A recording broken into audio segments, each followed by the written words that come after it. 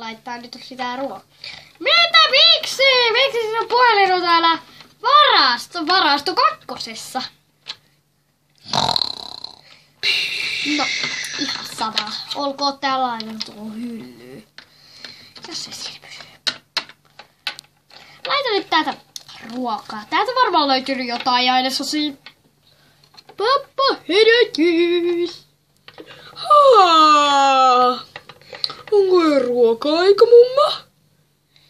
Meille tulee kohta vieraita. Lapsemme tulee eka kertaa maalle. Voi olla aika maahisia.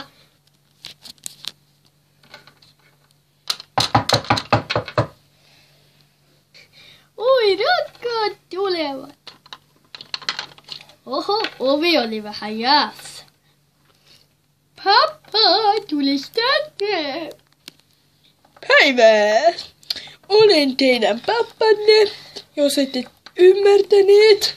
Hei. Moi. Hei, mä tervetuloa! Käydäänkin pöytään. Minulla on nälkä. No, miksi olet heittänyt taas porkkanat roskiin? Heititkö taas porkkanat roskiin? En.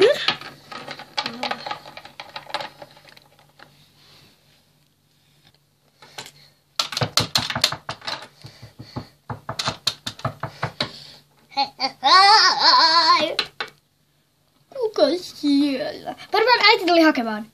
Tuskin nyt, te lähdette vasta viikon päästä. Dubbelkaakkia. Dumle! Mä otan tän. Ei, haista porkkana. No eipä saisee. Haista.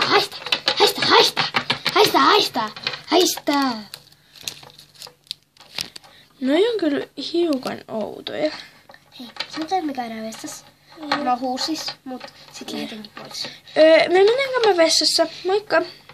Moikka. Hei, tyttelit!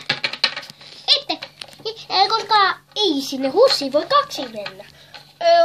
Me voidaan... Siis kun mä pelkään husseja yli kaiken.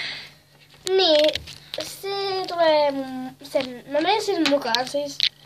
No, keikko! Sitten nopeasti, koska ruoka jäähtyy. Joo, moikka. Hei! Ei teidän moikka tarvii sanoa ikuisesti. Näemme vielä tätä, kun tuutte huussista.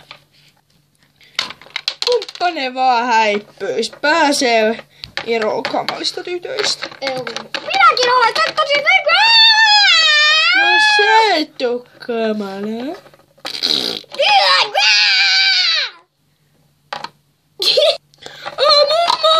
Mumma! Mitä pitää tehdä? Hei, täällä Juhan täältä kotoa soittelen, että vaimoni pyörtyi äkillisesti, en tiedä syytä. Tulisitteko äkkiä tänne? Osoite on Myllynkuja 10. Ja siitä vaan, että hänellä ei ole sairauksia. Hän vaan vihaa kaikkia hajuja. En tiedä miksi hän pyörtyi.